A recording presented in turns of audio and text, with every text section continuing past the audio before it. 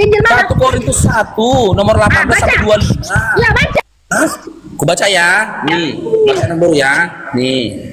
Biar aku 1 Korintus. biar aku apa sama kau. Nih aku baca ya. 1 Baca. Korintus 1 nomor 18 sampai 25. Nih. Nih. Nih.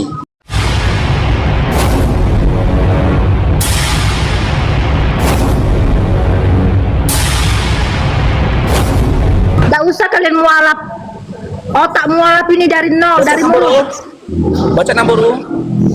Sebab Aku udah ya, sebab pemberitaan tentang salib memang adalah kebodohan. tidak. Tidak, itu tidak. Ini dikatakan nomor. Baca dulu semua. Baca dulu semua. Baca semua ya. Sebab pemberitaan tentang salib memang adalah kebodohan bagi mereka yang akan binasa. Namboru akan binasa enggak? Tetapi bagi yang diselamatkan, pemberitaan itu adalah kekuatan Allah. Karena ada tertulis, kan gitu. Terus ini di nomor 23 ini Namboru. Biar jangan panjang kali Namboru. Jangan Ya, kau dan baca nomor dulu 23. dari atas sampai ke bawah. Jangan kau pindah-pindahkan. Karena ada tertulis, aku akan membinasakan hikmat orang-orang berhikmat. Nah, orang-orang berhikmat akan dibinasakan Namboru.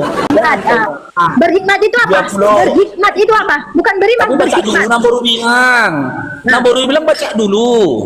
Aku baca nggak ini Namboru? Ya, bacakan. Oke, siapa mau naik Namboru? Dan kamu lihat, ini kata mualaf. Dengar dulu Namboru berkubaca Namboru. Kok bawa aku Namboru, aku diam aja loh. Orang Aku yang katanya berhikmat, di manakah ahli Taurat, di manakah pembantah dari dunia ini? Bukankah Allah telah membuat hikmat dunia ini menjadi kebodohan? Hikmat dunia ini kebodohan katanya Namboru. Oleh karena dunia dalam hikmat Allah tidak mengenal Allah oleh hikmatnya, maka Allah ini yang nulis pun nggak ngerti ini apa maksud kata-katanya ini kurasa ini. Yang percaya oleh kebodohan ini tahu ini tidak? Ini Namboru. Mereka yang percaya oleh kebodohan pemberitaan Injil. Ini jelas dikatakan pemberitaan Injil adalah kebodohan. Terus? Orang Yahudi tanda dan orang-orang Yunani mencari hikmat, tetapi kami memberitakan Kristus disalibkan untuk orang-orang Yahudi suatu batu sandungan, dan untuk orang-orang bukan Yahudi suatu kebodohan. Orang-orang yang tidak dipercaya, orang-orang yang tak Maka percaya jika kepada dia, tentang penyelidikan itu sebuah kebodohan bagi Namboru. itu kan orang Tetapi Yahudi yang tidak percaya kepada dia. maupun orang Muslim. Nggak kayak gitu tulisannya Namboru. Nah, baca orang-orang Yahudi berarti orang-orang yang tidak percaya. Berarti orang-orang Yahudi itu belum tidak percaya kepada iman dia, tidak percaya kepada Yesus. Tahu? Nggak kayak gitu isinya Namboru. Nah, Baca aja Namboru ya. itu kan Ya. makanya. Orang-orang Yahudi mengendaki tanda dan orang-orang Yunani mencari hikmat. Tetapi kami memberitakan Kristus yang disalibkan untuk orang-orang Yahudi, memberitakan memberitakan Kristus yang disalib bagi orang-orang Yahudi itu suatu batu Nah, sandungan. kan bagi orang-orang Yahudi Orang-orang luar memberitakan. Yahudi suatu kebodohan. Berarti orang-orang Yahudi tidak percaya, makanya dia disalibkan. Tahu kau? Orang-orang Yahudi itu tidak percaya kepada Kayak dia. gitu isinya, makanya Namboru. disalibkan. Kalau kami percaya kepada kami, Isinya kepada kayak gitu Yesus, Namboru. kepada Yesus, memegang teguh kepada iman dia, tahu? Makanya kau tuh jangan bodoh, akal kau tuh pakai, otak kau tuh pakai.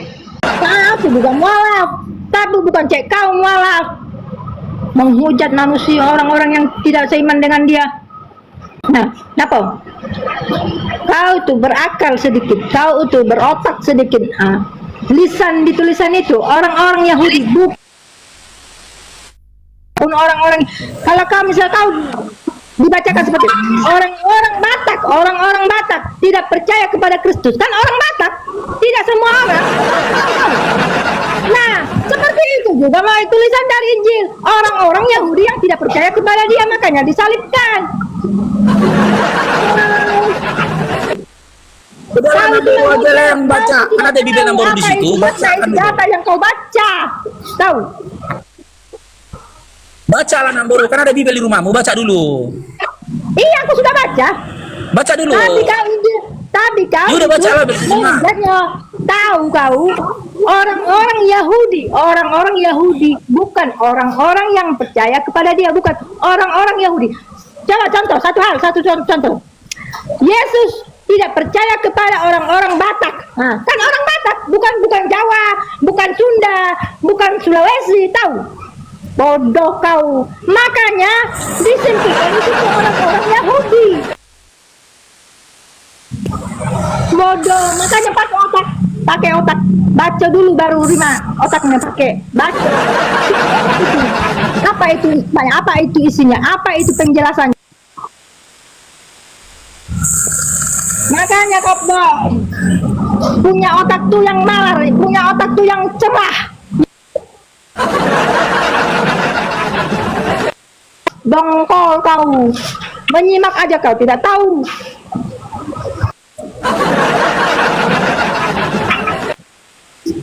Satu hal ya, kalau dia menuliskan orang-orang Yahudi itulah yang tidak mempercayai dia, ya kan? Nah, sama juga. Berarti orang Batak itulah yang tidak mempercayai dia, makanya kamu Ini baru makan apa lah nemburu ini? mau kemudian kau merendahkan agama orang. Kau tuh kalau berbicara itu pakai otak dikit, pakai tulisan yang elit, yang otaknya jangan Nemburu. Dibergantilah kau Bang M. Raffi. Assalamualaikum warahmatullahi wabarakatuh. Di dalam perdebatan kali ini, kita akan simak perdebatan yang sangat sengit antara Mu'alaf Farouk versus seorang misionaris wanita, yang mana di sini akhirnya Mu'alaf Farouk membongkar tipu-tipu dari misionaris wanita tersebut, yang ternyata adalah berpura-pura menjadi mu'alaf agar bisa menikah. Ini habis makan petasan kurasa nemburu nih ya. kau meka aja kau sampai kencing onta. Malu deh, malu. Udahlah nemburunya. Onta. Wow. Cair dong. Jadi namburu kayak mana namburu? Namburu Nah, percaya satu. nggak sama Yesus? Percaya nggak? Apa dia? Namburu percaya nggak sama Yesus?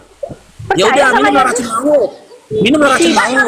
Ketika misionaris wanita tersebut menyuruh Mu'alaf Farouk minum kencing unta, lalu dibalas sangat telak oleh Mu'alaf Farouk, berupa tantangan untuk misionaris wanita tersebut, beranikah misionaris itu minum racun maut. Markus pukul 16:18. Mereka akan memegang ular, dan sekalipun mereka minum racun maut, mereka tidak akan mendapat celaka, mereka akan meletakkan tangannya atas orang sakit, dan orang itu akan sembuh.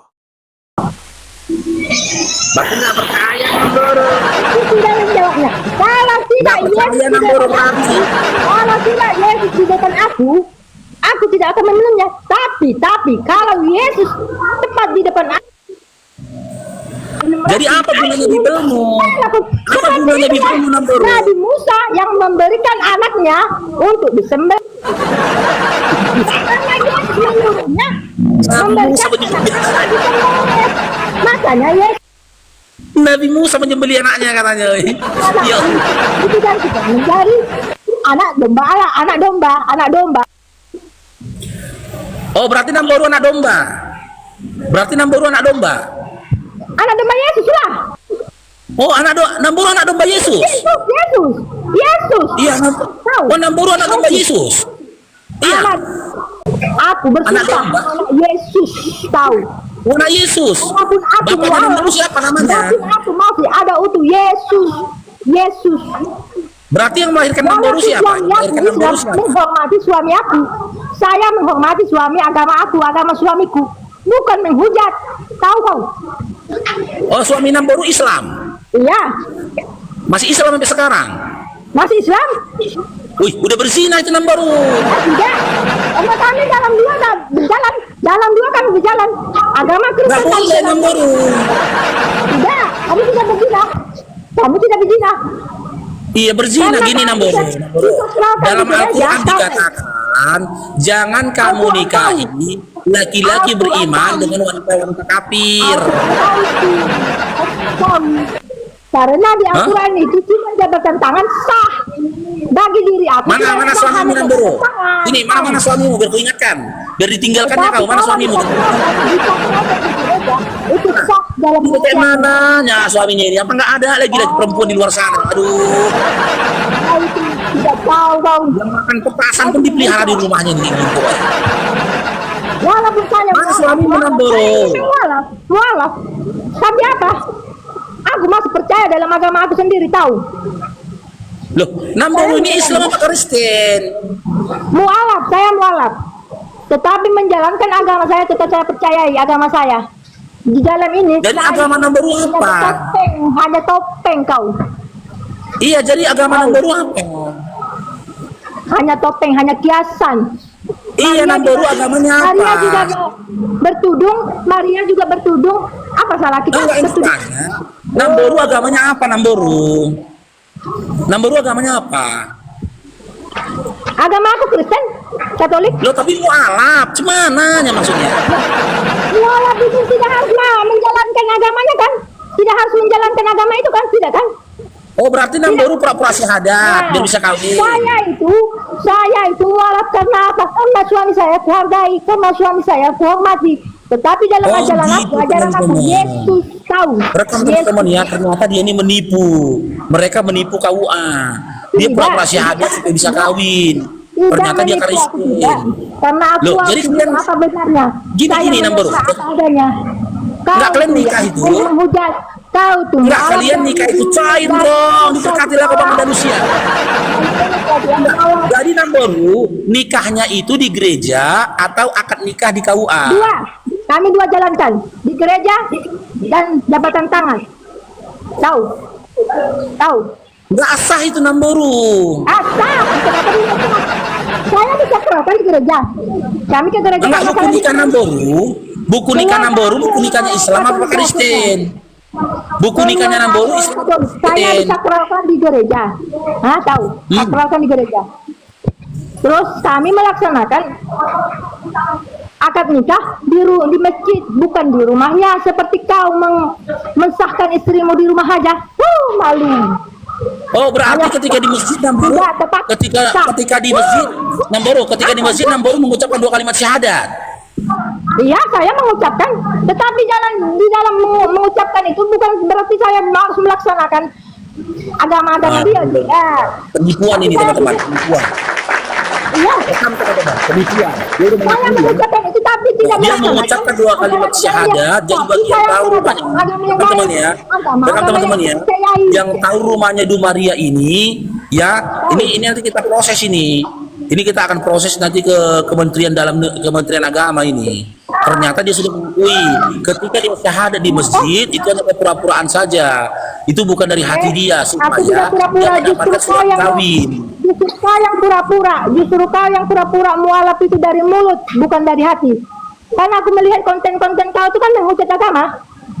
Makanya Yang aku tidak mana? naik makanya aku tidak ada naik sama kau karena apa? Terlalu egois kau, terlalu terlalu dongkol otak kau tuh. Cuma hanya untuk menghujat aja kau. Yang mana narasiku menghujat? Yang mana Namboro? Yang mana? Yang mana narasiku menghujat? Yang mana? Untuk apa kau cari narasi aku? Untuk apa kau cari Aku narasi bilang, aku? Namboro Tidak bilang perlu. aku menghujat. Yang mana perkataanku yang menghujat? Ya ini penipuan teman-teman. Jadi kayak gini banyak ternyata. Penipuan yang kayak gini banyak ini. Jangan dong, diberkatilah ke Bang Andalusia. Yang mana penghujatan yang mana? Ini berita salib ini Injil bodoh. Kebodohan apa tuh? Kan datanya reputasi tadi Namboro 1 Korintus 1 nomor 18 sampai Itu 25. data itu bagi yang tidak percaya. Berarti kau juga tidak percaya kepada dia. Kau anggap dia bodoh. Tahu?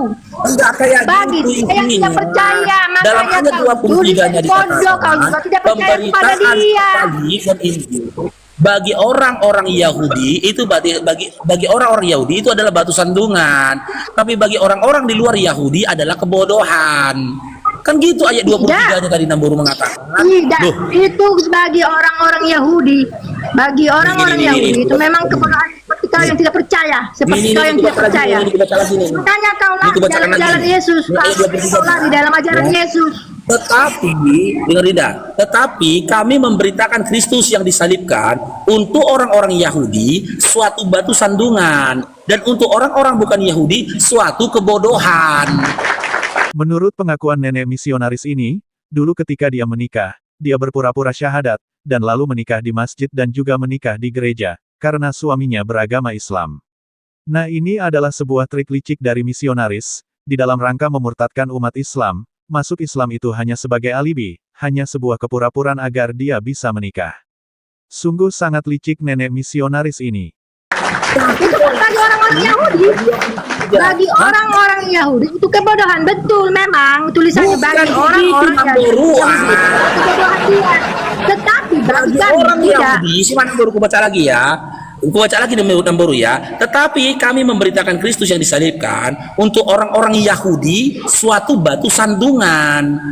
Berita penyaliban Kristus bagi orang Yahudi suatu batu kesandungan. Dan untuk orang-orang di luar Yahudi, untuk orang-orang yang bukan Yahudi, suatu kebodohan. Berita penyaliban Kristus bagi orang-orang di luar Yahudi suatu kebodohan katanya. Namboru kan orang di luar Yahudi. Berarti ketika Namboru percaya tentang berita penyaliban Kristus, Namboru dianggap bodoh. Enggak, dia tidak bodoh. Karena saya pakai Yahudi juga, anak Yahudi. Karena saya punya anak Yahudi juga. Karena yang percaya kepada dia itu anak Yahudi kan? Itu kan tulisannya kan? Gak ada datanya gitu tadi katanya. Dongkol, tidak tahu menyimaknya, tidak tahu mengarah ke kemana itu tulisannya bodoh.